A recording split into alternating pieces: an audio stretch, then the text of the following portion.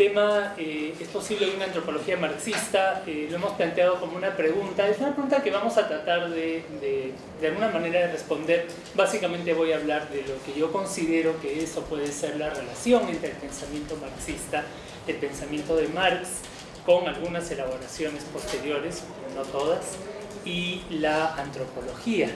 Debo decir, va a ser una visión más bien personal, simplemente porque en el tiempo que tenemos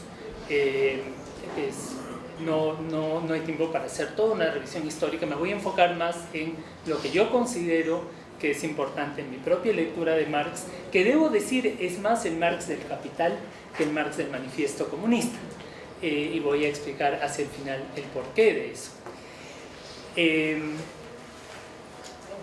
Y como digo, va a ser más una lectura personal antes que una revisión de toda la literatura, que sería muy vasta y muy amplia, pero ciertamente en las preguntas, al final, en la discusión, podemos hablar más sobre sobre otros aspectos que no haya mencionado. En primer lugar, si vamos a hablar de la relación entre antropología y marxismo, y pensamiento marxista, algunas definiciones. Obviamente creo que todos los que estamos acá sabemos qué es la antropología, pero simplemente para decir en qué sentido, cómo yo entiendo, para poder hablar de la relación entre dos cosas tenemos que tratar de definir cada una. Y bueno, a mí me gusta la definición de la antropología como el estudio de la diversidad humana, antes que como el estudio de la cultura. Por ejemplo, el concepto de cultura es importante, pero tiene sus limitaciones también. Y me gusta definirlo como el estudio de la diversidad humana, y en particular la antropología social y cultural, que es la que más desarrollamos acá, como la ciencia social que toma la diferencia y la alteridad como punto de partida, pero que se integra con las demás disciplinas para entender los problemas sociales. En otras palabras, la antropología, sabemos que hoy en día ya no es solamente el estudio de pueblos alejados o de culturas exóticas, es una ciencia social más, pero es una ciencia social que parte de, como digo, de la diferencia, de la diversidad, de la alteridad, para entender los mismos problemas sociales, creo que las demás disciplinas tratan de entender, ¿no? Ese es su punto de partida, y hoy en día en muy cercana colaboración con las demás ciencias sociales. Para mí esa es una forma de entender la antropología que de alguna manera vincula lo que la antropología ha sido, para bien o para mal, ¿no? Eso no lo podemos cambiar, lo que la antropología ha sido, y de repente no queremos cambiarlo, lo que la antropología ha sido con lo que la antropología puede ser y debe ser en el futuro, ¿no? Entonces, una vez que ya tenemos esa definición, podemos pasar, entonces, ¿qué es el marxismo y qué es el pensamiento de Marx? Bueno, obviamente que estamos hablando del pensamiento de Carlos Marx, más quiero centrarme de frente en los aspectos, digamos, que de alguna manera creo que siguen siendo aportes necesarios para el día de hoy, antes que meterme demasiado al contexto histórico de Marx, a la vida de Marx. Si hablamos de tres cosas, muchas veces pensamos en las tres grandes influencias que tuvo Marx, ¿no? Que no es lo que está acá. Se dice que el mismo Marx reconocía que su pensamiento era la síntesis de tres cosas, ¿no? De la filosofía hegeliana, del socialismo francés y de la economía política inglesa, ¿no? Inglesa y escocesa, británica. Esa es la síntesis, ¿no? Pero eso no es de lo que estoy hablando acá, ya son las influencias, pero una vez que ya pasa por, digamos, por la licuadora de Marx, lo que queda, me parece, es esto. Ahora se podría objetar, bueno, pero ¿cómo se va a hablar de materialismo histórico sin dialéctica? ¿O cómo se va a hablar de teoría del capitalismo sin materialismo histórico? Es cierto, los tres están interconectados. Es una distinción que he hecho para fines expositivos y para fines heurísticos, no sé, pero obviamente esas tres cosas están interconectadas. Sí me parece que hasta cierto punto son, por lo menos temporalmente, distinguibles, porque, por ejemplo, hay personas, hay teóricos, hay pensadores que de alguna manera suscriben el materialismo histórico o algún tipo de materialismo símil, pero no una perspectiva dialéctica, o que rechazan abiertamente la dialéctica, ¿no? Un ejemplo clásico de eso sería, por ejemplo, Marvin Harris, ¿no? Como también puede haber una perspectiva dialéctica sin materialismo. Eso obviamente sería Hegel, ¿no? Como también hay pensadores que suscriben el materialismo histórico, pero no todos los aspectos de las teorías, de la teoría de Marx, del modelo de Marx sobre el capitalismo, ¿no? Incluso muchos marxistas han, digamos, cedido ciertos aspectos de las teorías de Marx sobre el capitalismo y otros no. Y últimamente algunos aspectos como la teoría del valor trabajo o la teoría sobre la tendencia de largo plazo a la disminución en la tasa de ganancia están de alguna manera dentro entre los economistas marxistas, sobre todo teniendo una especie de retorno, de recuperación, ¿no? Voy a tratar de un poquito hablar de cada uno de esos aspectos, de cómo podemos entender su aporte el día de hoy. Primero, lo he llamado materialismo histórico, obviamente un término muy común, pero me estoy refiriendo a estos aspectos que, como digo, debido a que la imagen es más pequeña de lo que yo había contemplado, no se pueden leer muy bien, ¿no? Pero, en primer lugar, la idea de que los seres humanos se crean a sí mismos mediante el proceso de crear sus medios de subsistencia, es uno. La atención, el énfasis en la vida cotidiana y no solo en las grandes ideas y los grandes personajes, es arriba en naranja, y que, dicho sea de paso, ese es interesante porque es un punto en común con la antropología, ¿no? Luego, que las ideas surgen del proceso de producción o se ven profundamente influenciadas por este. Que los seres humanos hacen su propia historia, pero la hacen bajo condiciones que no han escogido, esa famosa frase del 18 de Brumario. Y finalmente hay que decirlo, en una visión extrema y reduccionista, como he puesto abajo, una visión simplista, pero que ha sido muy conocida, la idea de que, bueno, que las ideas no importan, que solo importan las relaciones de producción. Las ideas, los conceptos no importan, y eso obviamente, así como lo que mencioné anteriormente de la atención a la vida cotidiana y no solamente a las grandes ideas y grandes personajes, eso acerca el materialismo histórico a la antropología.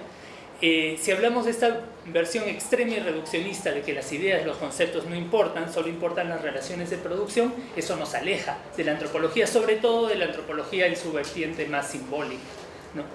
Y culturalista. En fin, entonces a lo que voy con esto es que aquí estamos hablando de la perspectiva de Marx, y es quizás el aspecto más conocido o más familiar de los tres que voy a mencionar, ¿no? Quizás familiar en su versión a veces más reduccionista, o a veces sí ya tenemos una visión más compleja, pero la idea de la importancia, como Marx toma algunas ideas de Hegel, pero les añade el materialismo, ¿no? Y pasa de pensar que lo importante son las ideas que tienen su propio desarrollo, no, las ideas surgen de la actividad, emergen de la actividad cotidiana, y en particular de la producción, y que los seres humanos primero tienen que satisfacer sus necesidades y tienen que vivir para poder hacer otras cosas. Eso es quizás lo más conocido. Ahora lo he llamado perspectiva dialéctica, sería otro aspecto, un aspecto menos conocido probablemente, y a veces practicado, pero no siempre conocido o explicado de esta manera, ¿no? O incluso, o más malentendido. Muchos piensan dialéctica, tesis, antitesis, síntesis, y ese no es el sentido de dialéctica que me interesa o del cual voy a hablar, porque me parece que no es el correcto. Tampoco quiero detenerme mucho en esto, pero la dialéctica obviamente es la visión y el método que Marx toma de Hegel. Y es importante, también quiero mencionarlo, aunque no sin detenerme demasiado en él, algunos aspectos, como dice acá, que no lo pueden ver, pero la totalidad antecede a las partes, los procesos son más importantes que las entidades, la realidad es un flujo constante, eso es la idea tomada de Heráclito, pero también hay momentos de reificación, hay momentos de solidificación, que es lo que a veces se olvida, ¿no? No todo es un flujo constante. Las relaciones no son externas, sino internas a las entidades y las anteceden, ¿no? Lo que el filósofo Bertel Ollmann llama la filosofía de las relaciones internas, que es fundamental para entender a Marx. Finalmente, más abajo, la unidad de opuestos, que es lo que muchas veces se entiende como la síntesis, antítesis, la tesis, antítesis, síntesis, que es una versión simplificada. Más bien creo que es más útil pensarlo como la unidad de opuestos, o algunos dicen la interpenetración de opuestos, o yo la llamaría también la tendencia de las entidades a convertirse en su opuesto, ¿no?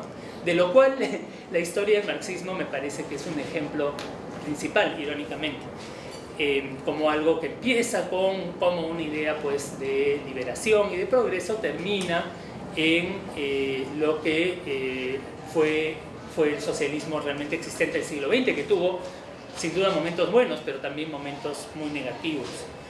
Esos son algunos aspectos de la perspectiva dialéctica que me parece que es importante no perder de vista y que está también siendo recuperado dentro del pensamiento marxista, ¿no? Y que además nos vincula con otras tradiciones, no está aislado, no es una idea iluminada, sino que me parece que es, incluso diría quizás un poco con cierto, no sé si atrevimiento, pero nos vincula al pensamiento marxista con otras corrientes que están en la vanguardia de la ciencia hoy en día, ¿no? En particular, lo que he mencionado ahí, la teoría de sistemas y teorías de la complejidad, que tiene mucho en común, pero es un enfoque sobre lo mismo que la dialéctica, pero desde el lado de la ciencia, de las ciencias naturales, la relación entre ambos no ha sido muy trabajada, pero sí por algunos científicos como Richard Levins y Richard Lewontin, autores de un libro que se llama El biólogo dialéctico. Pero en fin, no voy a entrar más en eso. También hay desde la filosofía, hay mencionado la filosofía procesual de Whitehead, otras tradiciones, algunos hablan de paralelos entre la dialéctica y algunas tradiciones que vienen del budismo, no voy a hablar de eso porque no lo conozco bien. En fin, eso es otro elemento que me parece que es aislable hoy en día como algo que tenemos que pensar todavía en relación al pensamiento de Marx. Y llegando a quizás lo que es más importante, no sé si más importante, pero de repente sí, y también poco comprendido, poco entendido, que sería la teoría de Marx sobre el capitalismo, cómo Marx entendía el capitalismo, ¿no? Y ahí lo voy a dividir en varias partes. Quiero hablar primero de algo que es muy conocido, que es la teoría del valor-trabajo. Muy conocido, pero también muy malentendido, muy incomprendido, muy distorsionado. En primer lugar, creo que sí todos saben que la teoría del valor-trabajo, la idea de que el valor viene del trabajo, es algo que Marx comparte con Adam Smith, con David Ricardo, es algo que viene de la economía política clásica. Posteriormente fue abandonado cuando surge ya la economía, la ciencia económica moderna, con la revolución marginalista, que se da justamente ya en las postrimerías de la vida de Marx, cuando él ya básicamente ha escrito la mayor parte de sus textos y ya estaba hacia el final de su vida. Pero la teoría del valor-trabajo bueno, sin duda muy compleja, pero si tenemos que resumirlo, viene de la idea, no es la idea de que el trabajo produce todo tipo de valor, que solo el trabajo, la idea, en primer lugar, como dice acá arriba, bueno, como dice acá, viene de la idea de que la verdadera, lo que motivó a la economía política clásica era la idea de que el valor era la verdadera fuente, perdón, el trabajo y el aumento de la productividad del trabajo era la verdadera riqueza de las naciones, ¿no? Y que era lo que realmente permitía que los países aumentaran su riqueza, no los recursos naturales, no la tierra y no la acumulación de dinero, ¿no? De ahí creo que podemos entender los orígenes de la teoría del valor. Ahí me estoy basando en parte en la interpretación de un economista, Duncan Foley, Y luego si pasamos a esto, si hablamos específicamente para Marx, algo que muchas veces se olvida es que para Marx la teoría del valor trabajo, no es una teoría del valor en general, no es transhistórica ni transcultural, es únicamente para el capitalismo, ¿no? Es una teoría de cómo se produce el valor, la forma dominante de riqueza en el capitalismo y cómo se produce el capital, ¿no? Para Marx, como es una perspectiva dialéctica, el capital es trabajo y el trabajo es capital, uno viene del otro, el capital se forma a partir del trabajo. Y eso es importante porque a veces se dice, bueno, Marx solo privilegiaba el trabajo, es más, el trabajo asalariado y no se da cuenta que la naturaleza también produce trabajo. No, ahí sí yo discrepo, eso me parece una interpretación equivocada. Marx a lo que se refiere es que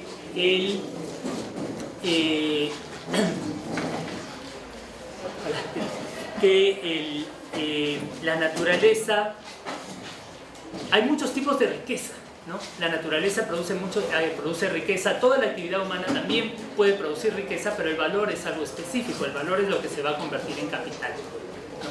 Y para el capitalismo, para el modo de producción capitalista, la naturaleza no produce directamente valor, ni tampoco otras formas de trabajo que no sea la asalariada produce directamente valor, pero sí producen las condiciones para la producción de valor.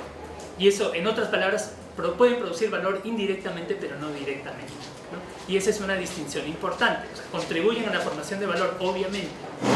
Muchas cosas que no son trabajo asalariado contribuyen a la formación de valor, a la producción de valor, pero no directamente, sino indirectamente. Al final tiene que pasar por el trabajo asalariado para convertirse en valor, para convertirse en plusvalía y para convertirse en capital.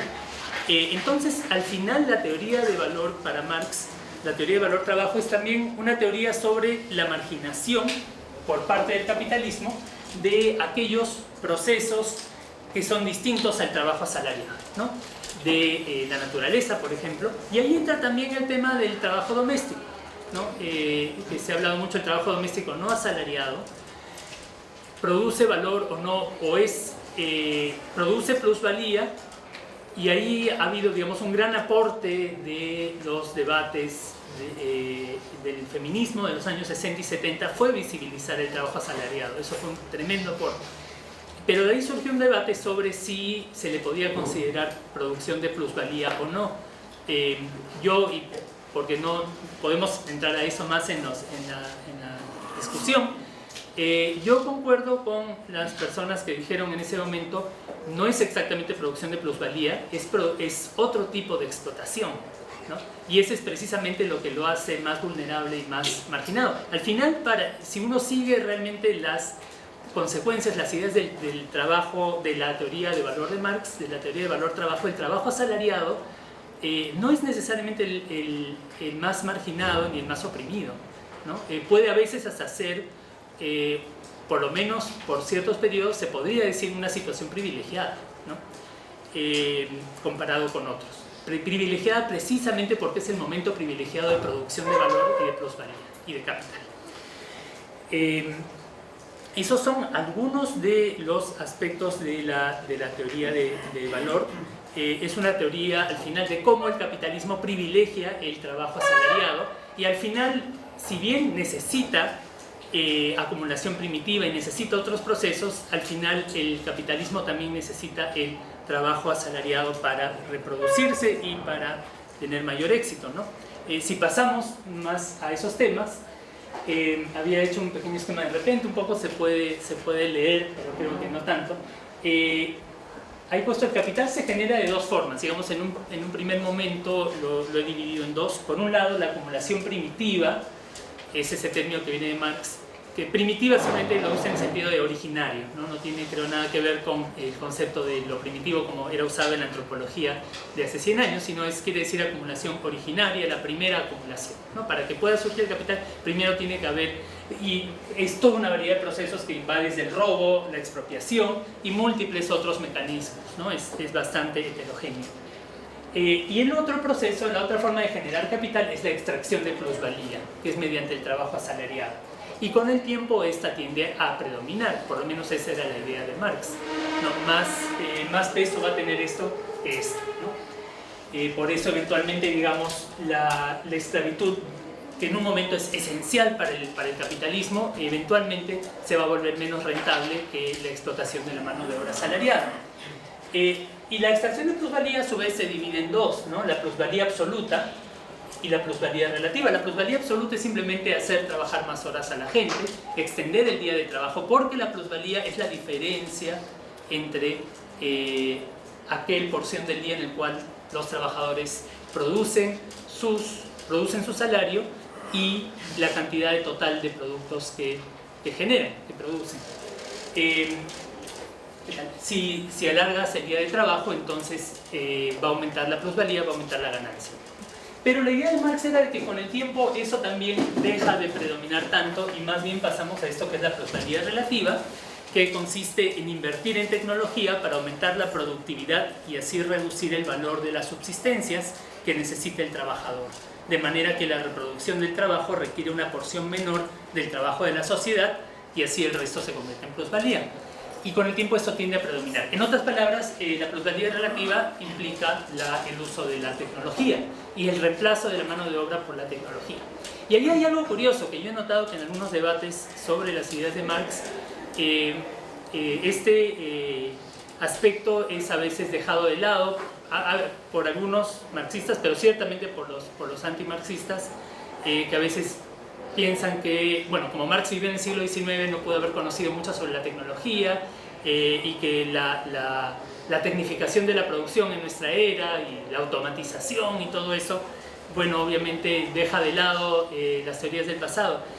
Bueno, la realidad es que si uno lee El Capital, es en gran parte un tratado sobre la tecnificación de la mano de obra, sobre la maquinaria. Era algo que fascinaba a Marx. En su época había ya mucha maquinaria, obviamente muy primitiva para nuestros estándares de hoy, pero para la gente de la época era casi ya para ellos como estar viviendo en la ciencia ficción. O sea, era algo tan maravilloso como hoy en día la robótica es para nosotros. Entonces Marx estaba absolutamente fascinado con la tecnología, escribe mucho sobre ella.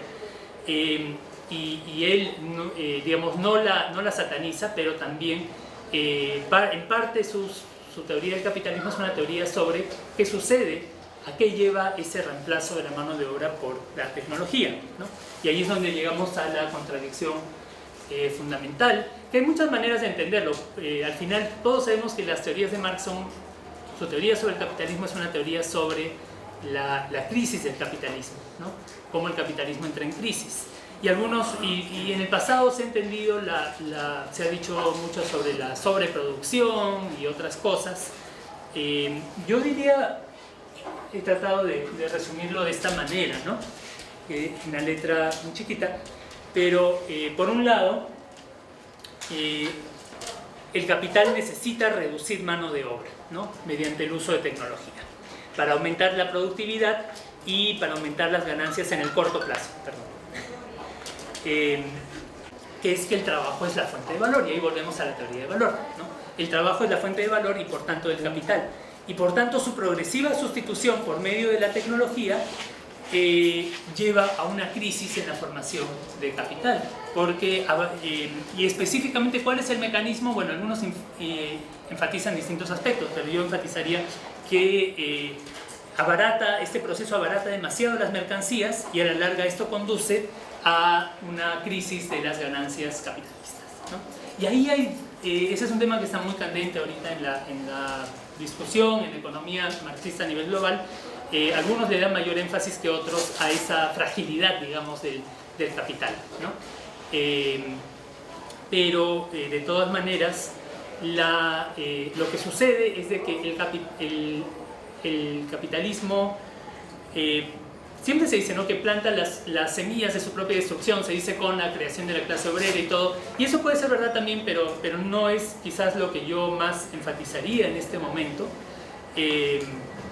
sino más bien, y si uno lee el Capital, lo que Marx más enfatiza, que la contradicción central es de que el capitalismo busca sustituir al trabajador con maquinaria, y eso a corto plazo es bueno para el capital, pero a largo plazo no lo es.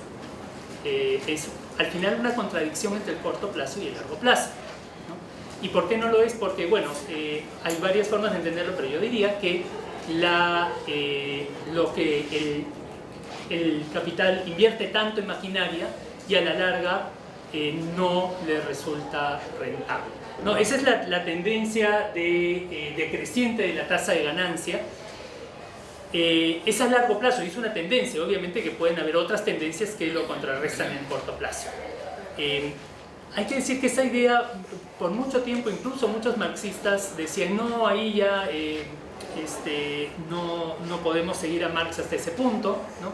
Incluso decían, hasta cierto punto chocaba con la idea, digamos, popular de que, bueno, los ricos se están volviendo más ricos, los capitalistas están aumentando sus ganancias, entonces, ¿cómo podemos hablar de que las ganancias disminuyen? Bueno, ahí es donde entra ese tema, es la fragilidad del capitalismo, va por ese lado. Y eso es lo que genera las crisis, como la gran crisis y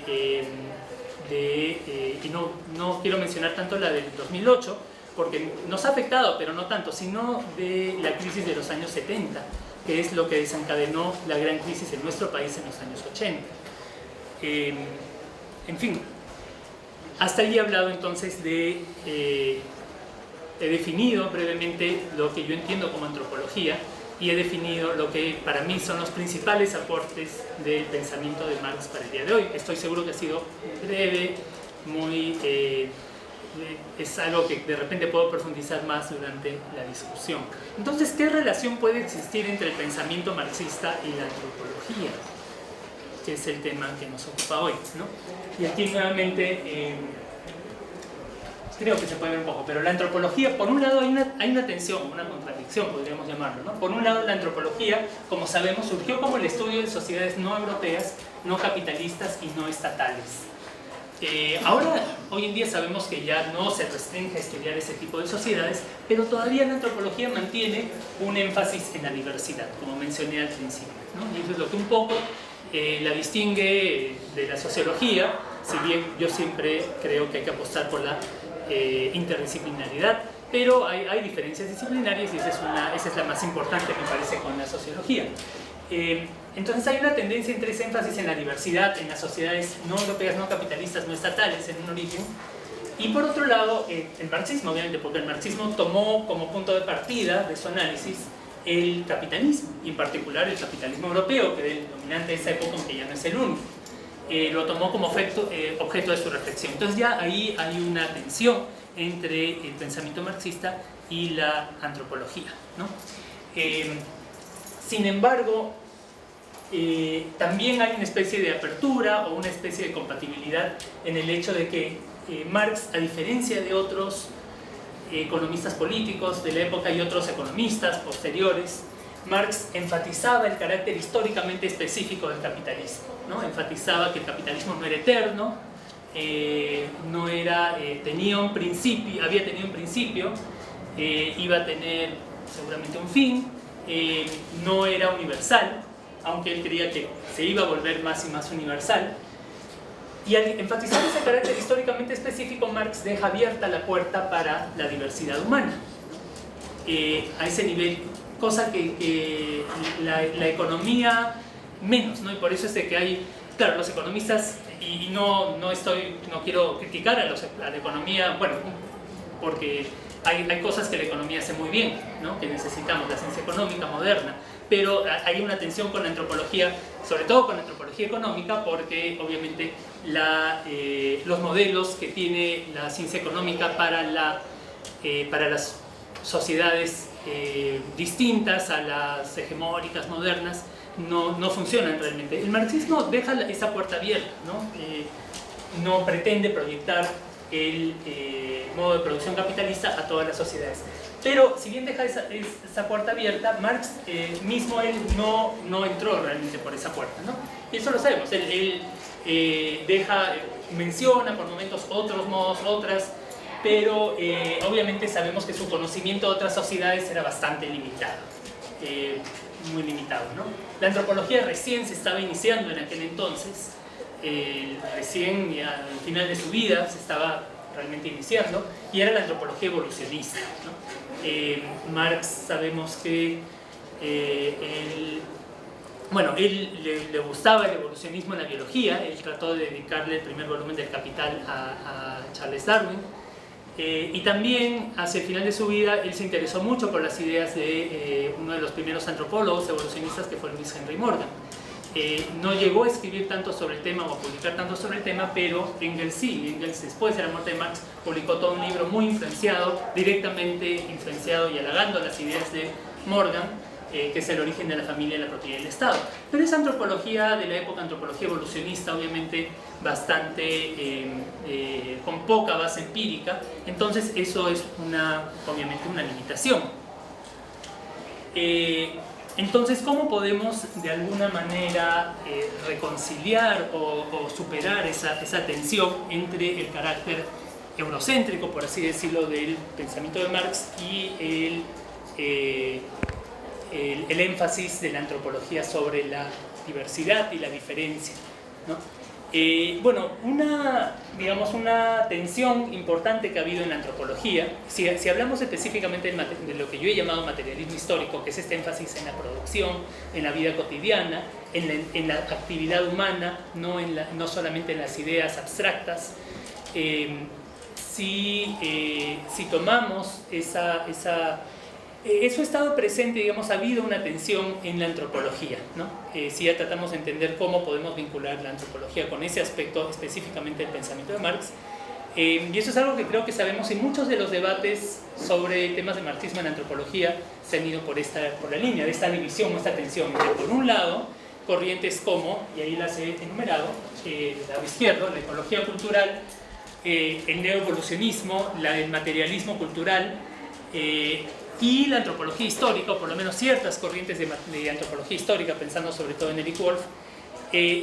Todos estos son más compatibles con esa visión del materialismo histórico que mencioné en un principio, ¿no? Aunque también son distintas a él, ¿no? Si hablamos de materialismo cultural, como digo, Marvin Harris no era marxista, él era materialista, pero no le gustaba la parte dialéctica de Marx. Lo mismo, la ecología cultural no necesariamente tiene que ser marxista, pero es más compatible con el materialismo histórico, con este énfasis en la producción, en la praxis, en cómo los sujetos se crean a sí mismos en el proceso de producir sus necesidades. Y por otro lado tenemos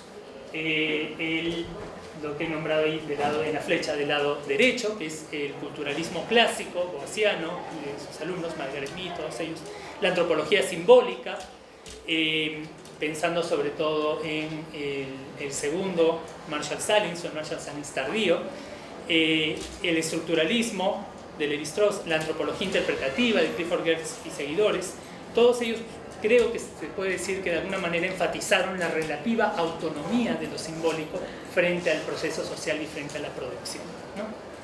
Y un famoso hito en el debate es Cultura y Razón Práctica de Marshall Salins, el año 76, donde él un poco salda sus cuentas con su yo anterior, ¿no? con el primer Marshall Salins, que era más cercano, más bien del lado izquierdo.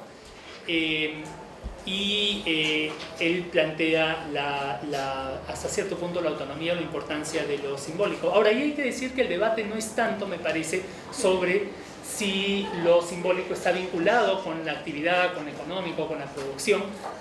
Creo que ambos lados, o por lo menos Salins es consciente que lo está, pero la diferencia es más que base versus superestructura, que es algo que solo se presenta pues, en las versiones más simplistas y más Salins no es tan simplista como para decir, no, solo la superestructura, ni tampoco Eric Wolf decía, no, solo la base, no.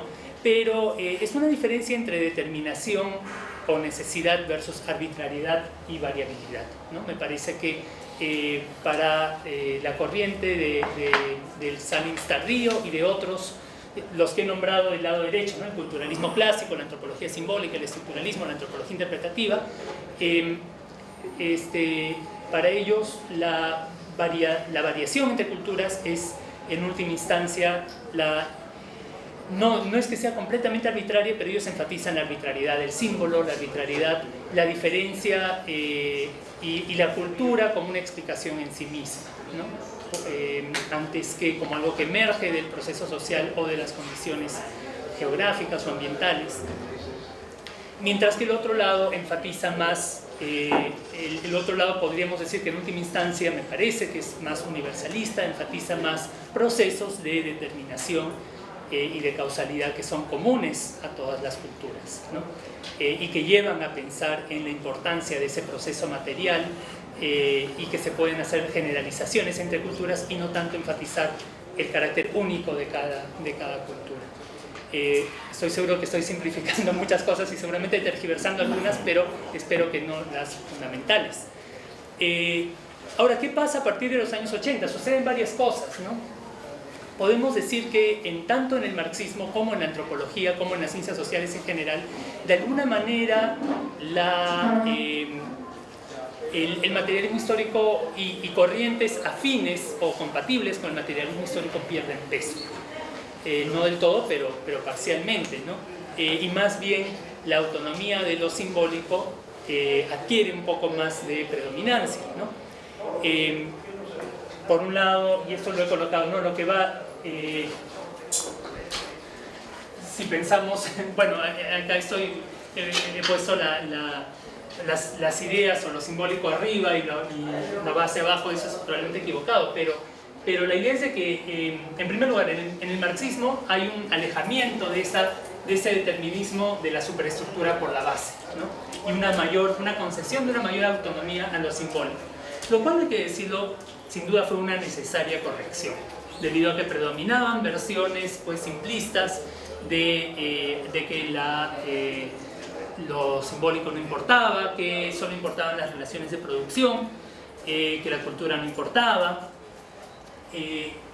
Pensando en el marxismo en general, y ahí es donde tenemos, digamos, la influencia de Gramsci. Obviamente se va a volver importante. Gramsci es muy anterior, pero se populariza en esta época, y el postmarxismo, asociado mucho a la figura de Laclau y Mouffe, de Ernesto Laclau y Chantal Mouffe, pero otros obviamente, como una versión del marxismo que enfatiza sobre todo el alejamiento de las relaciones de clase, que dice que más bien es en el nivel de los significantes donde se pueden armar las cosas, y las estructuras que están debajo no importan tanto, ¿no? Y no solamente eso, no solamente el postmarxismo, sino que incluso entre los que no se consideran postmarxistas, sino marxistas, empiezan a enfatizar más de que no, las ideas sí son importantes, que si bien mantienen una relación con la producción, si bien aquellos marxistas le dan más énfasis a la producción que lo que dan Laclau y Mouffe y los postmarxistas, sin embargo también empiezan a conceder más importancia a los símbolos, a la cultura, a lo simbólico, a procesos distintos a los económicos y productivos, y hay que decirlo, eso es saludable, ¿no? Y en su momento fue necesario y saludable. Pensando en antropólogos marxistas incluso como William Roseberry, estaría ahí, ¿no? Él nunca se llegó él no fue postmarxista, era marxista, pero entra dentro de esa innovación, ¿no? Y dentro de esa corrección. En la antropología y en las ciencias sociales también es un momento el retorno del sujeto, el retorno de los agentes. Está por un lado la antropología interpretativa, pero también la teoría de la práctica, sobre todo en ciertas variantes, enfatizan más los actores antes que las estructuras.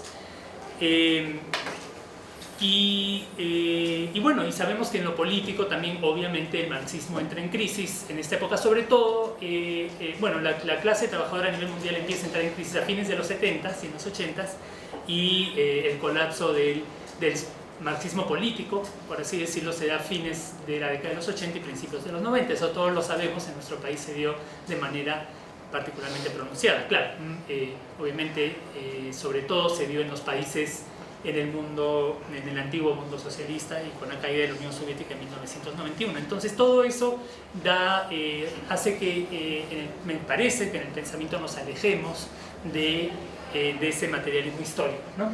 Y hoy en día de repente, yo había querido poner un gráfico, una balanza, pero ya no pude hacerlo, pero de repente es necesario, la balanza se ha inclinado mucho para un lado, ¿no? Y de repente hay que volver a inclinar un poco más para el otro lado. Un retorno a la materialidad, a la producción y a la estructura, sin caer en los reduccionismos del pasado, obviamente. Pero a veces ya mucho nos hemos alejado,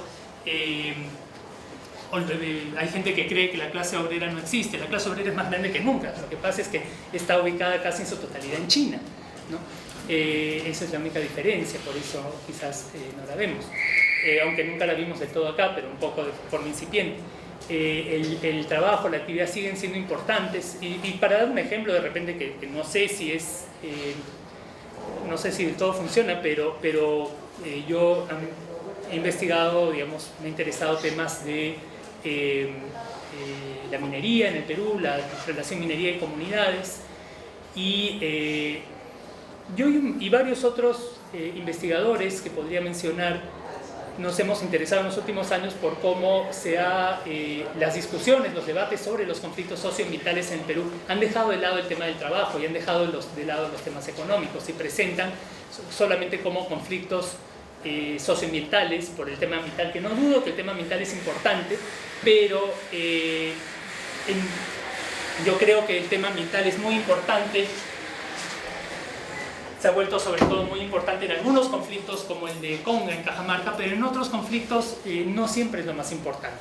Y se deja de lado que la gente tiene necesidades de trabajo, que la gente quiere trabajo, que al final son conflictos por trabajo y por la exclusión laboral, y por la tendencia hacia la exclusión laboral, y por la baja necesidad de mano de obra, y en fin, todo un conjunto de cosas. Necesitamos rematerializar una perspectiva más materialista sobre esos conflictos socioambientales. Es solo para dar un ejemplo de cosas que yo mismo he investigado. Pero otras cosas, acercamiento entonces he mencionado ese primer elemento de acercamiento entre el marxismo y la antropología, he mencionado el materialismo histórico. La perspectiva dialéctica, de repente voy a pasar por esto un poquito rápido, no porque no sea importante, sino porque yo creo que ahí la pregunta se plantea más para las ciencias sociales en general y no tanto específicamente para la antropología, ¿no? Pero muy brevemente nos ayuda a comprender aspectos epistemológicos de las ciencias sociales en relación con las demás ciencias. Muchos problemas que encontramos como científicos sociales a la hora de discutir con las ciencias naturales o entre las ciencias sociales, entre las un poco más humanísticas como la antropología o la historia, y las ciencias sociales un poco menos humanísticas, causan dificultades, y esa perspectiva dialéctica ayuda con eso, ¿no? Y hay que decir, la dialéctica no, a diferencia de los otros dos, en menor medida, la dialéctica viene menos de Marx, viene obviamente de Hegel, antes de Hegel de Heráclito, probablemente viene de otras tradiciones, es algo que Marx no la inventó, ni tampoco necesariamente la desarrolló tanto, pero sí la usó, y muchos de los que hoy en día logran, que han llegado a una visión dialéctica de las cosas, lo han hecho a través de Marx, ¿no? Y además, como dice abajo, nos ayuda a superar la dicotomía entre la base y la superestructura y a verlas como momentos distintos dentro de un proceso, y por eso es que es tan importante para ese retorno a lo material que mencioné anteriormente. Pero eso un poquito voy a dejarlo, y quiero pasar a la parte que quizás es más importante, o no sé, de repente sí, que es la relación entre la teoría del capitalismo de Marx y la antropología, ¿no? Mencioné al principio que iba a hablar de tres principales aportes de Marx para el día de hoy: el materialismo histórico, ya hablé de eso, su relación con la antropología, la dialéctica, su relación con la antropología muy brevemente lo he mencionado, y quiero centrarme un poco más para terminar en la relación entre la teoría del capitalismo de Marx y la antropología, ¿no? Hay dos desarrollos, o hay dos procesos bueno, a lo largo del siglo XX y que se aceleran en las últimas décadas del siglo XX, que ayudan a acercar a la antropología al pensamiento de Marx. Porque, como mencioné inicialmente, hay esa tensión, porque obviamente la antropología estudiaba el mundo no europeo, no occidental, y el marxismo surge, pues es eurocéntrico desde un principio, ¿no? Por lo menos en cuanto a su ubicación y lo que toma como punto de partida.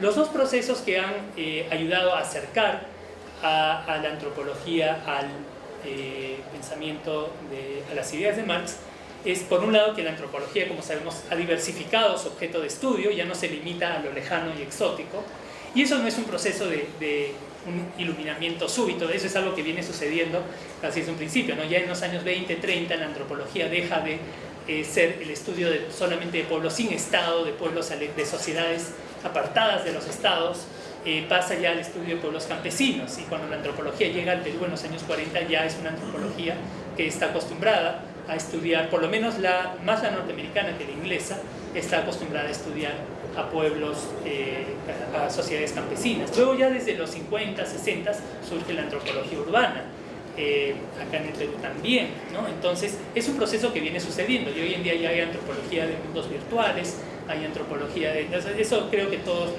lo conocemos. Por otro lado, el capitalismo y la mercantilización hoy en día dejan sentir su impacto entre más y más pueblos. Pueblos que de repente en un inicio, sociedades estudiadas por los antropólogos que en un inicio se podía decir que no eran capitalistas, no estaban bajo el dominio capitalista, hoy en día no es que sean capitalistas, pero sí están más y más bajo la influencia del capitalismo, bajo la influencia del capital, y por tanto hoy en día va tomando forma una antropología del capitalismo, ¿no? O por lo menos una antropología que toma en consideración el capitalismo como algo muy importante, y eso hace necesario una mayor reconciliación entre la antropología y las ideas de Marx, mayor que la que hubo incluso, digamos, en los años 70, en la época de Baudelaire y otros, donde todavía era más bien cómo usarlo para entender sociedades precapitalistas, ¿no? Pero el alcance del capitalismo es diferenciado. Como dije, no es que todo el mundo se ha vuelto capitalista, no. En primer lugar hay que entender, Marx no habla de capitalismo, él habla del capital y habla del modo de producción capitalista, ¿no? El capitalismo como sustantivo es algo que otros han tomado poco después. Y acá es fundamental que entendamos una cosa, ¿no? He hecho este pequeño esquema que de repente esto sí se puede ver, ¿no?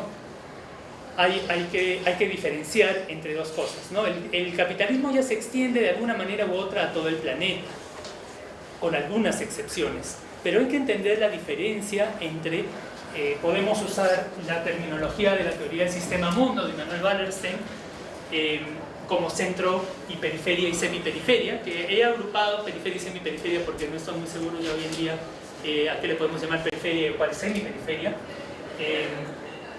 Wallerstein inicialmente sí tenía una idea clara.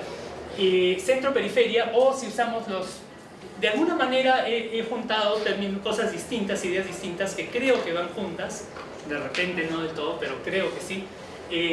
Centro-periferia, que es una idea que no viene de Marx sino de Wallerstein, ¿no? Marx era consciente de que el capitalismo era algo específico y que habían por tanto otros no capitalismos, pero no lo sistematizó a la manera de Wallerstein. La diferencia entre la subsunción real y la subsunción formal, ¿no? Eso sí viene, esos son términos de Marx. En otras palabras, lo que está realmente, lo que está fuera del capitalismo, ya dentro de la órbita del capitalismo, pero no es realmente parte del capitalismo, está en la periferia, ¿no? Es el suburbio del capitalismo. Y eso está ubicado acá, ¿no? Y es una subsunción puramente formal. Mientras que la subsunción real ya es cuando realmente estamos hablando de una lógica capitalista y de relaciones propiamente capitalistas. Y nunca es absoluta, ¿no? Y acá tenemos en ese centro, ¿no? La producción de la plusvalía relativa, lo que mencioné antes, que es mediante la inversión en tecnología, que es un proceso como se produce más plusvalía mediante el trabajo asalariado más la tecnología y la acumulación de capital, ¿no? Y acá tendríamos más bien todavía una heterogeneidad de relaciones de producción, incluyendo fenómenos como el rentismo, como la renta de los recursos naturales, algo que es muy importante para nosotros y para países vecinos como Venezuela, con todos los fenómenos sociales que eso trae. La plusvalía absoluta, ¿no? Que simplemente es el alargamiento del día de trabajo, y también sin duda a veces plusvalía relativa, pero de forma limitada, y la pequeña producción de mercancías, ¿no? Que es la venta pues ambulatoria, la economía informal, todo eso. Y la articulación de modos de producción, ¿no? Entonces ese mundo heterogéneo que ya está influenciado por el capitalismo, articulado con el capitalismo, pero que está en esa periferia, y creo no equivocarme cuando digo que nosotros estamos en algún punto acá, no estamos acá, ¿no? El centro hoy en día está pasando de Europa y Norteamérica a China. Ahora, no, Europa y Norteamérica probablemente van a seguir siendo centro, pero ya no el centro del centro, ¿no? No es de que van a dejar de ser capitalistas, ¿no? De estar en el centro, ¿no? Entonces, entendiendo eso, ¿es posible una antropología marxista hoy? Podemos tratar de contestar la pregunta, ¿no? Y diríamos 4 cosas. que están relacionadas entre sí. Sí, sí es posible. Pero solo si se hace, en primer lugar, solo si se hace un esfuerzo por entender, un esfuerzo real por entender a Marx. Y acá algunos consejos quizás un poco más informal, pero no quedarse en lo superficial o lo anecdótico, no realmente tratar mucho, digamos, Marx tiene la mala suerte de ser conocido pero poco leído, no quedarse en cosas anecdóticas o cosas superficiales como Marx lucha de clases. Ni he mencionado luchas de clases el día de hoy y no me ha interesado hacerlo. No que no crea que sea algo importante, pero no es lo más importante y es lo que siempre se menciona, ¿no? Leer el Capital y no solo el Manifiesto. Se lee mucho el Manifiesto. Es como juzgar a Vargas Llosa solo por su primera novela, ¿no? Que claro, sí es, el caso de Vargas Llosa es una de esos más importantes, pero no creo que sea la más importante. O juzgar a Shakespeare solo por su primera obra, ¿no? Que no sé cuál fue en realidad, no sé si alguien sabe. Pero Shakespeare escribió muchas cosas, no fue, o sea, las obras más importantes de Shakespeare no fue la primera. No fue Macbeth, no fue su obra primera, ni Hamlet tampoco, no creo, ¿no? Por lo general, cuando alguien trabaja largo tiempo en un periodo, el producto final va a ser mejor que el primero. El Manifiesto Comunista sin duda es un texto muy importante desde el punto de vista político, histórico, pero muchas veces es lo único que la gente lee, si es que leen algo, ¿no? Finalmente familiarizarse con los debates en torno a la economía de política de Marx hoy, ¿no? Obviamente no digo solamente leer a Marx y nada más, sino los debates que se están dando hoy, que hay muchos desarrollos en la economía política, en la economía marxista hoy en día, y también someter sus ideas a la crítica y al debate, ¿no? Yo creo que el apego o el seguimiento a las ideas de Marx no debe ser por una cuestión sentimental o ideológica o de partido, o únicamente de militancia política, sino que debe ser si es que las ideas funcionan, si es que aportan algo, y eso tiene que someterse al debate, incluso con los que son rabiosamente antimarxistas, que tiene que someterse a ese debate y salir airoso, y si no lo logra, entonces se tiene que dejar de lado. Obviamente que yo creo que sí tiene promesa, y es algo que recién se está recuperando después de todo lo que pasó con la caída del marxismo del siglo XX, el marxismo político, pero tiene que someterse a ese debate. Pero bueno, ese es el primer punto. El segundo punto, sí, pero solo si es que se combina, ya esto pensando más en antropología, solo si es que se combina con otros enfoques de la antropología y no se pretende que sea el único. No estoy proponiendo una antropología marxista que no sea también, que no tome de otras tendencias o de otras corrientes. No, yo creo que hay que ser plural, abierto. A mí, por ejemplo, me gusta Marx, pero también me gustan mucho las ideas de Bourdieu, ¿no? Que tiene puntos en común con Marx, pero por lo menos no es explícitamente marxista, ¿no? Y también me gustan otros, ¿no? Ahora, tiene que haber, claro, uno no puede ser demasiado promiscuo, teóricamente tiene que funcionar, tiene que haber de alguna manera un centro, pero no estoy proponiendo una antropología marxista a exclusividad de otras cosas, ¿no? Tercer punto, sí, pero solo si se toma en serio la diferencia entre el centro y la periferia, que es algo que muchas veces hemos olvidado, ¿no? Por lo menos los marxistas lo olvidan, ¿no? A veces hablan del capitalismo, el capitalismo es el enemigo, ¿no? El capitalismo en el Perú no. Bueno, sí, en el Perú hay capitalismo, pero también hay muchas otras cosas. El capitalismo en el Perú es débil, ¿no? Es débil, no es un capitalismo desarrollado, ¿no? Y no es el único enemigo tampoco. Y no siempre necesariamente es el enemigo. Ese es un tema más complicado. O sea, la idea central de Marx es, en el ámbito político, es que el capitalismo va a entrar en crisis, va a llegar a un fin algún día, y que tiene también problemas, causa grandes injusticias, pero puede ser preferible a otras cosas también, a ciertas otras cosas. Y el cuarto punto, sí, pero solo sí se entiende la diferencia y la relación entre el análisis y la política, ¿no? No he hablado acá mucho de temas de política, porque se podría hablar, pero yo creo que hay que mantener una distinción. Obviamente, Marx era también un activista político, obviamente, ¿no? No he hablado mucho de la vida de Marx, creo que es más conocida. Hay esta película ahora del joven Marx, que está bien hecha, tiene sus defectos, pero es muy profesional. Pero Marx era un activista político, pero Marx sabía diferenciar entre el activismo político, la militancia política, o el activismo y el análisis, ¿no? Él entendía que había un lugar para los dos y debían de tener una relación, pero no una relación constante o una relación digamos, de determinación extrema o constante, sino que cada uno debía tener su lugar y una relativa autonomía para cada uno. Y es por eso que Marx, por ejemplo, no tenía ningún problema en alabar o en ser generoso en sus alabanzas hacia pensadores o analistas que no compartían sus ideas políticas, que eran conservadores o apolíticos o solamente conservadores, como David Ricardo, hasta Adam Smith, pero más David Ricardo es alabado en el Capital, en el Capital, ¿no? Marx lo alaba, lo admira, obviamente que marca también sus discrepancias con él, pero lo llama un amante de la verdad.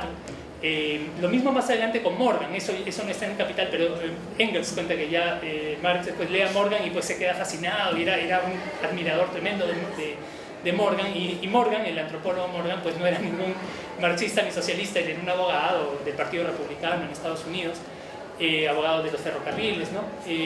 Entonces, y al mismo tiempo Marx era sumamente duro, probablemente demasiado duro, sin duda, con socialistas, con gente que compartía su perspectiva política, pero que no estaba a su altura, que él percibía que no estaba a su altura analíticamente, ¿no? Y a veces ahí Marx era muy duro, era muy cruel, era muy sarcástico, ¿no? Escuché a alguien decir que un biógrafo de Marx dice que Marx se hubiera sentido muy a gusto hoy en día con la cultura del Twitter, y creo que es verdad eso de atacarse constantemente, eso no es el mejor aspecto de Marx, pero bueno, es parte de él. Era muy sarcástico, muy duro con otros socialistas que compartían su visión política, pero no su análisis, ¿no?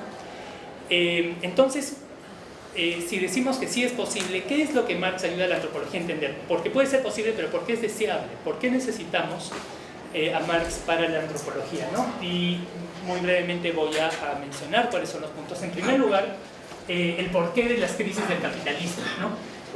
Así estemos estudiando pueblos que claramente tienen realidades distintas, no es un capitalismo puro, no es no sé, productores de café en la selva central, o vendedores ambulantes que no son trabajadores que están trabajando por un salario, es otra cosa, ¿no? Las ideas de Marx nos ayudan a entender las crisis, ¿no? Y los antropólogos muchas veces han trabajado con pueblos que parecen muy lejanos, pero al final son muy afectados por las dinámicas del capitalismo global.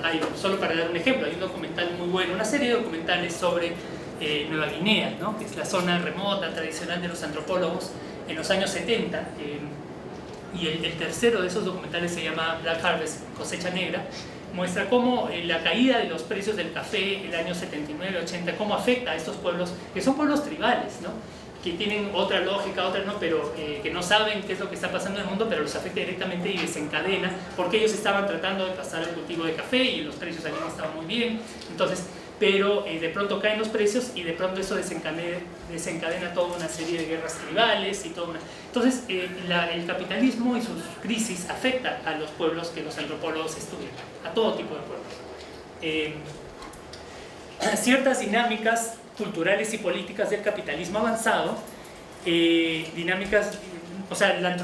Marx nos ayuda a entender ciertas dinámicas culturales y políticas del capitalismo avanzado, ¿no? Si bien Marx no es muy bueno para entender la cultura en su sentido más amplio, sí uno lee Capital 1 y sí uno ve cosas que suceden, por ejemplo, hoy en día en Estados Unidos, ¿no? En los lugares del capitalismo más avanzado, que es algo curioso, que el país que en el siglo XX por cuestiones políticas era más ajeno a Marx, Estados Unidos es el que más se parece a lo que Marx escribe, en muchos sentidos, ¿no? La despolitización de la clase trabajadora, la abundancia de bienes materiales, pero la falta de poder, el desempoderamiento, en fin, no voy a detallar mucho en eso, no le estoy haciendo justicia, pero hay unas dinámicas, y esas dinámicas nos llegan también acá al Perú de forma fragmentada y heterogénea, obviamente, porque no somos un país del capitalismo avanzado, pero tampoco somos del todo ajeno a él. Esas dinámicas nos llegan de forma fragmentada, de forma heterogénea. Luego, el tercer punto, la persistencia de la subordinación de los países rentistas y exportadores de materias primas. Y eso viene directamente, me parece, de la teoría del valor, ¿no? La teoría del valor trabajo no es, su mensaje principal no es que los trabajadores, que los proletarios, los trabajadores asalariados de las fábricas producen toda la riqueza de la sociedad, no. Es que la producción de valor en el largo plazo y en el agregado pasa por el trabajo asalariado en grandes empresas capitalistas, y que por tanto los países que no tienen una gran predominancia de trabajo asalariado y grandes empresas capitalistas se van a ver rezagados, se van a ver marginados, y por eso es que países como Perú, como Venezuela, se ven marginados.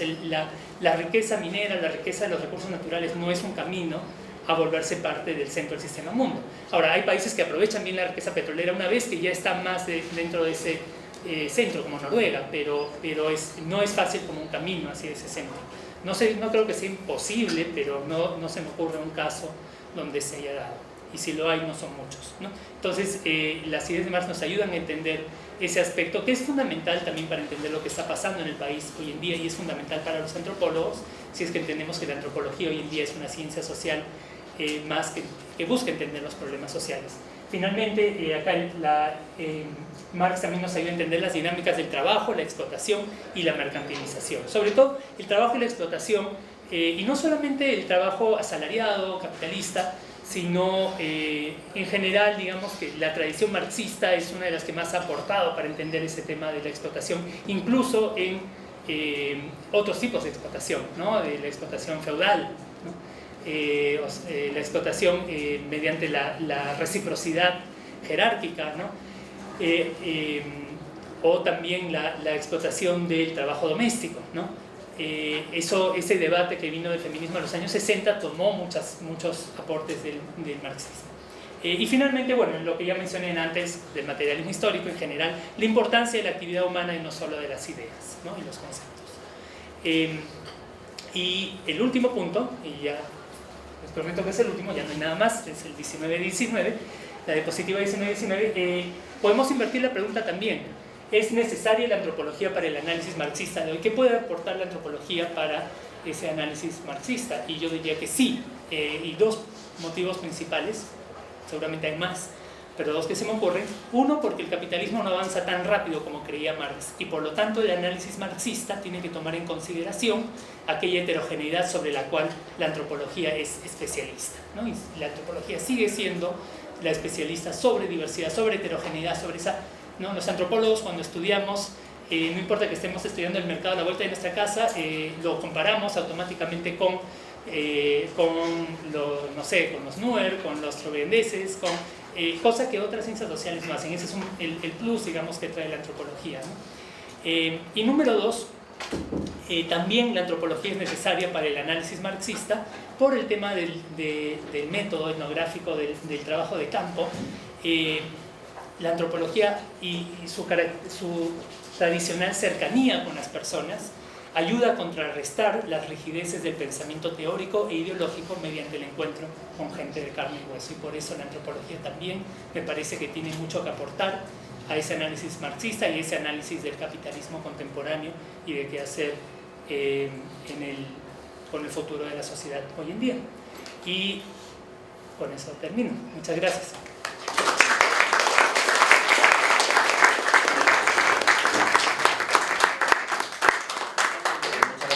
Por la exposición, no estoy de acuerdo Claro. o compro todo el paquete.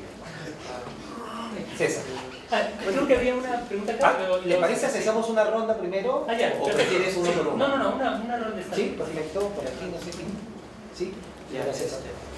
Bueno, una pregunta. En cuestión con lo que hablaba de entender a Marx por la crisis, ¿qué pasaría con esa crisis ambiental que puede estar sucediendo, por ejemplo, en la Amazonía debido a que China exige una producción de soya, por ejemplo, en Brasil, y que Brasil ha cambiado el cultivo en los bosques, en el Mato Grosso, por esas cooperativas que tienen, y han cambiado el cultivo de lo que hace el bosque amazónico tan peculiar a uno de soya, y eso induce a la urbanización, que es que los bosques ya no absorban carbono, ya no sean vistos como el pulmón del mundo. O sea, ¿cómo utilizar el concepto de crisis, ¿no?, de capitalismo de Marx para conflictos ambientales? Sé que tú dices que las riquezas ambientales no es vistas como Marx para generar, ¿no?, valor o cosas así, pero o sea, ¿cómo podríamos utilizar teóricamente Marx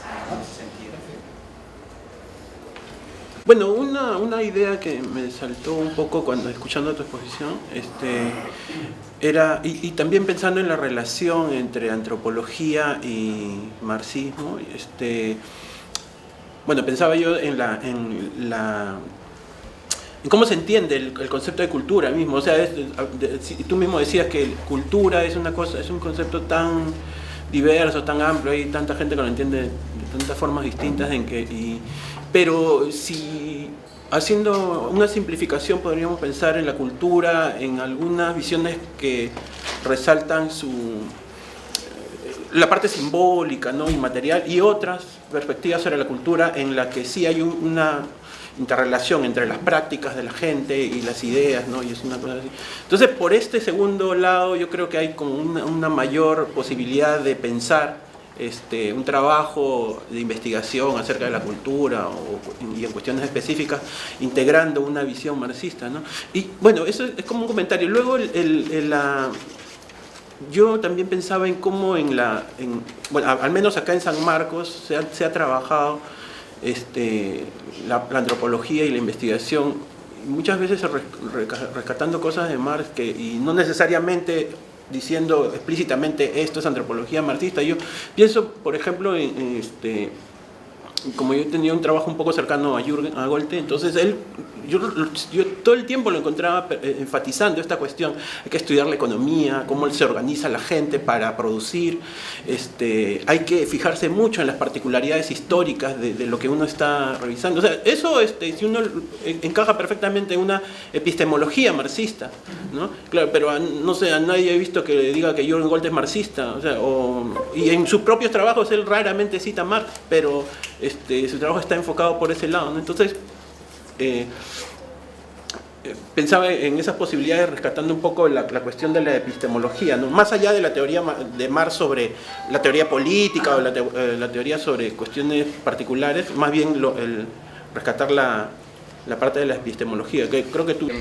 De la mutual autonomía entre el análisis y la práctica, pero pienso que Marx más que todo tiene una idea de poner en práctica lo que analice y que hay un proyecto político detrás del análisis, y que me parece que hay un peligro de solo analizar para analizar y volver a un entendimiento del capitalismo, pero luego no hay nada.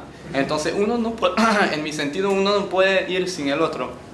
Y quería que a veces puede elaborar un poco sobre la importancia de tener un proyecto político detrás de un análisis, detrás de esa teoría del marxismo, de la crisis, porque al final solo estudiar para estudiar no lleva a mejorar o a superar el capitalismo. Y eso pienso que es aspecto fundamental del marxismo, del leninismo y de los seguidores, que es así. Marx es un conjunto. Por ejemplo, cuando Marx no conoció la exportación de capitales, si no me equivoco, Marx no conoció la exportación de capitales, lo va a hacer Lenin. Entonces es un fenómeno que enlaza directamente con la historia de nuestros países. Cuando dice que las economías domésticas es un espacio importante de investigación y de comprensión, tú le das un guiño al feminismo, pero esto fue discutido un poco antes con Samir Amin, cómo nuestros países que eran periféricos o excolonias, había toda una masa de economías campesinas o naturales y cómo se lanzaban directamente con el capital. Se están adelantando a una idea que es, bueno, antigua, pero la idea de la globalización económica, articulación de modo de producción, etcétera, etcétera, ¿no? Entonces sería bueno mencionar que los seguidores, entre ellos Lenin y otros, entran en una dimensión un poco más compleja, la que Marx conoció. Ajá. Y la que nos involucra actualmente, ¿no? Las preguntas. La primera, sobre China y la producción de soya, y cómo podemos usar a Marx si digamos, la teoría del valor excluye a la naturaleza. Bueno, en primer lugar, eso de la producción de soya en Brasil, en Argentina también, como creo que más has mencionado Brasil, y del rol de China es importantísimo, ¿no? En general yo creo que, o sea, lo que está hoy en día, el centro del mundo sin duda es China, me parece, para muchas cosas, y no podemos entender lo que está pasando en el mundo, incluso en nuestro país, si no entendemos lo que está pasando en China, es fundamental. Yo creo que es un tema fundamental.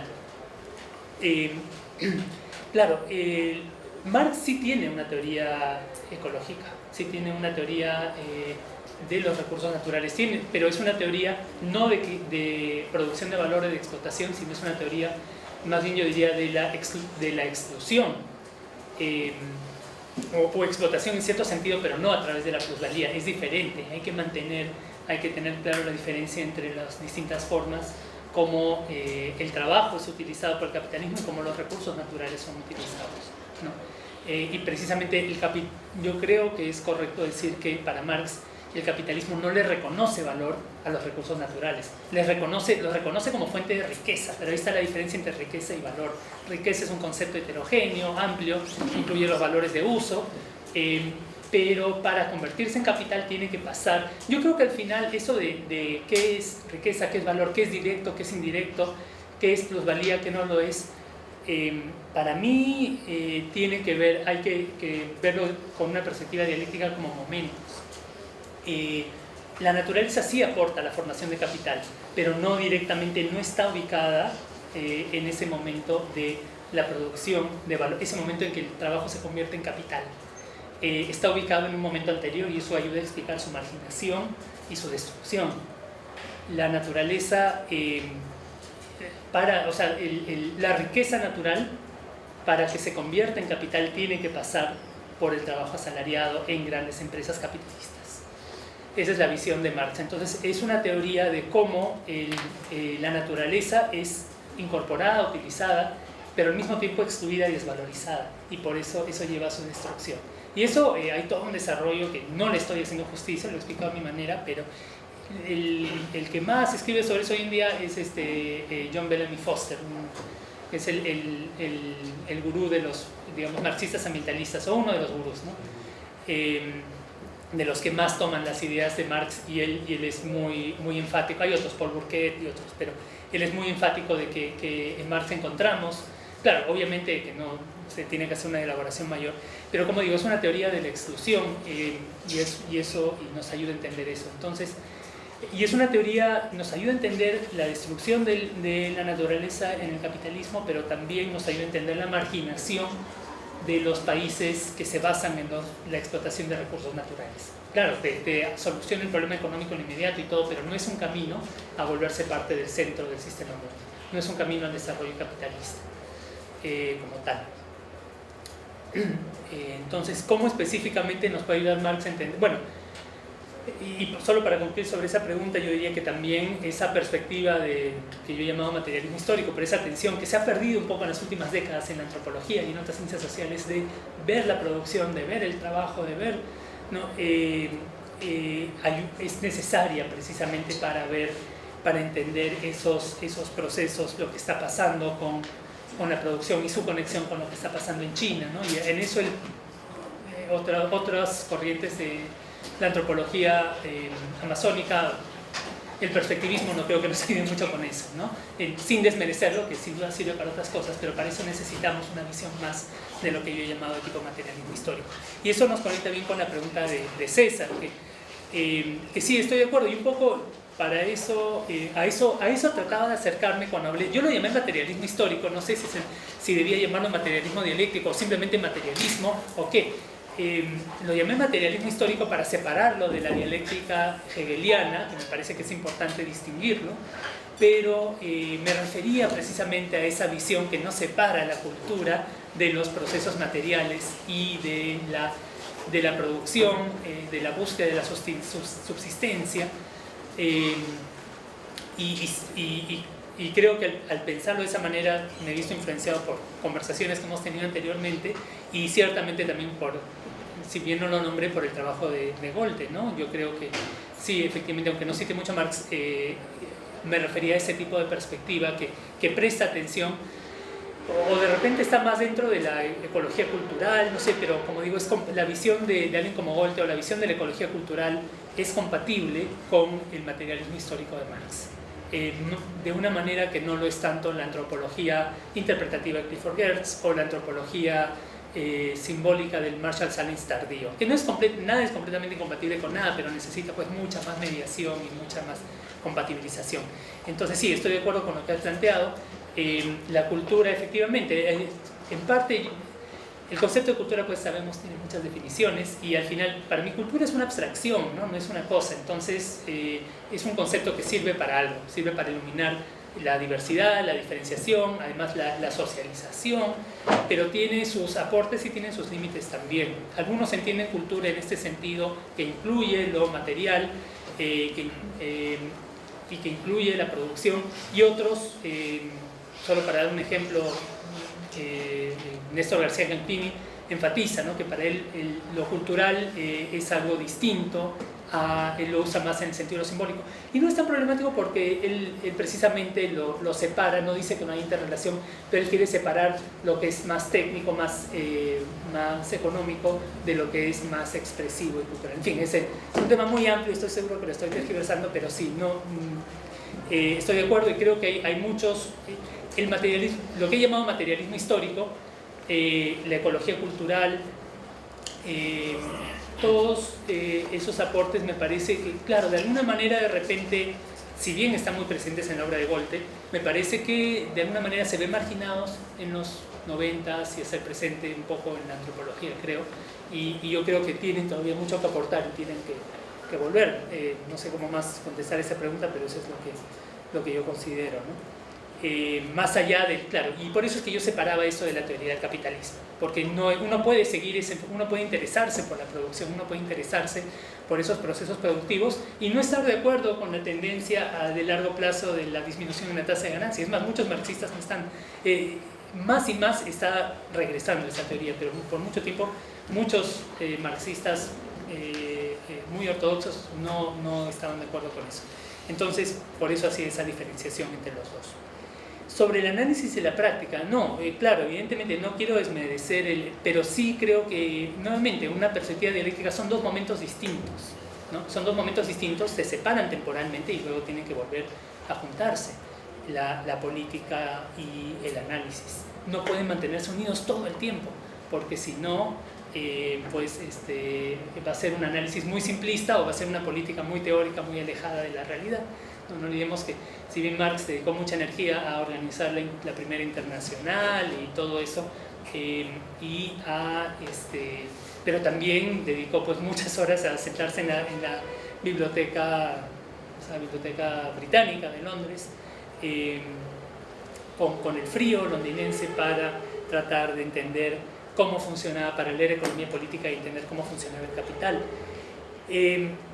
Yo creo que hoy día el tema político está menos claro, ¿no?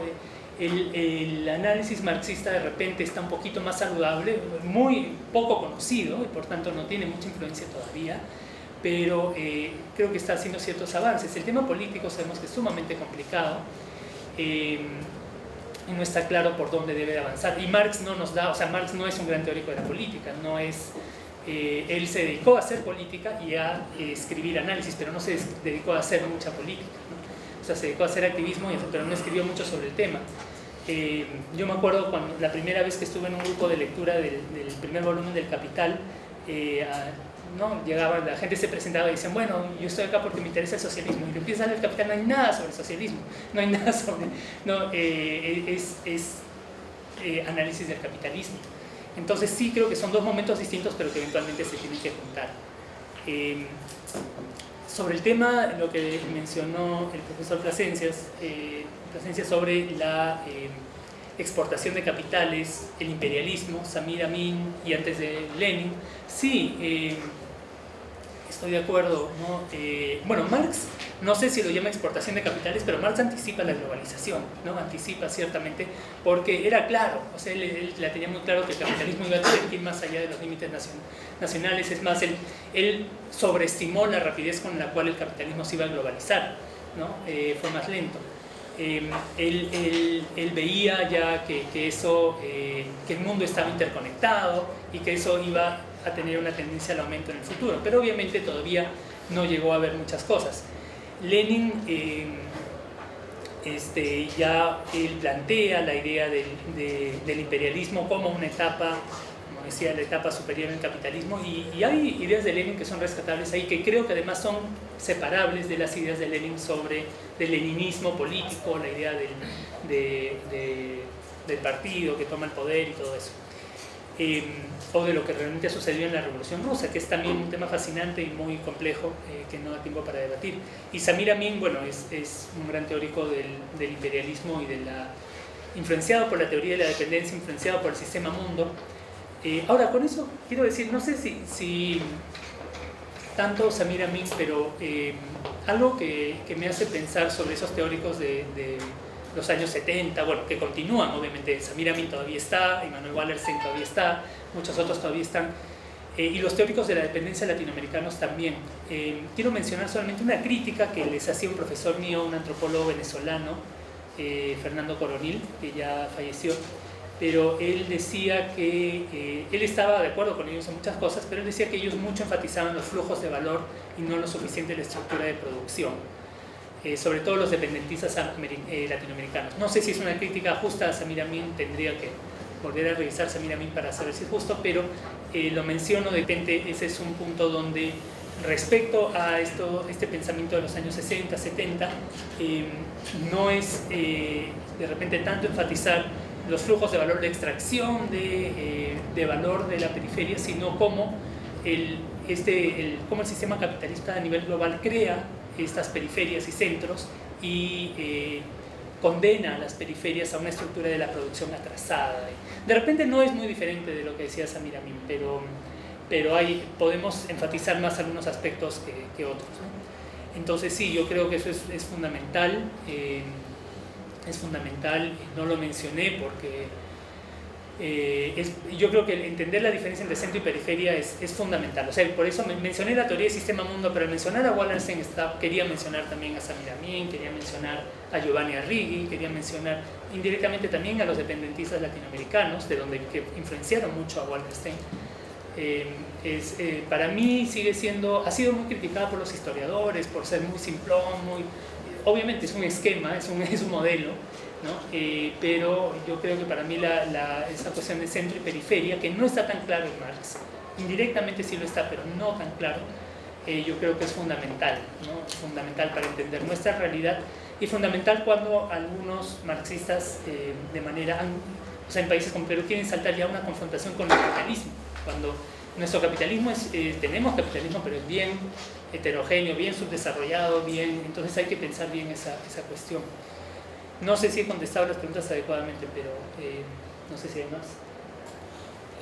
No, creo que sí da para mayores reflexiones, sobre todo la noción de heterogeneidad. No sé si hay alguna otra duda, consulta.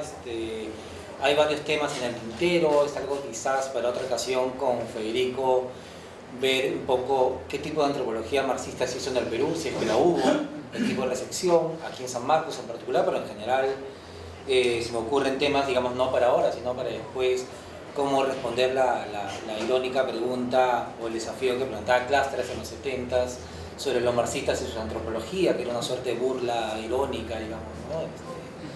O algo que a mí me llamó mucho la atención en tu exposición y que yo anotaba en una clase hace pocas semanas, y era el momento en que Salins escribe su texto originalmente en el año 76, Gears, la interpretación de la cultura, en el año 73, y un autor que usualmente no ha sido poco conocido, nada marxista para variar, Rodolphe Wagner, sobre la invención de la cultura, que también se escribe en el año 73, ¿no? Todos estos autores que nos plantean una suerte de antropología interpretativa, simbólica, muy lejana, distante, incluso antagónica al marxismo, ¿no? Entonces, desafíos teóricos de la disciplina de los cuales deberíamos nosotros, en la medida que querramos repreguntarnos sobre el título de esta charla, si es posible o no una antropología marxista. Bueno, hay diálogos, incluso teorías, no diré antimarxistas, pero sí muy distantes del marxismo, que valdría la pena volver a retomar y en todo caso retomar la pregunta que tú nos planteas. Uno de los desafíos es: ¿solo es posible la pertinencia de la antropología marxista ahora, en la medida en que dialoguemos con esas otras posturas teóricas, epistemológicas, no sé si ideológicas en todo caso? Entonces, da para mucha discusión, da para más preguntas. Esta charla estuvo más bien planteada para para tenderte primero una trampa, decirte que eres un marxista, aunque no lo hayas explicitado muchas veces, pero en todo caso me parece que ha sido muy provechosa la conversación, y les quiero agradecer su presencia el día de ahora. Ya saben que aquí en San Marcos tenemos un antropólogo marxista, escríbanle, así que hay todavía, ¿ya? Así que muchas gracias por su presencia, y antes de retirarnos, primero un aplauso para Federico.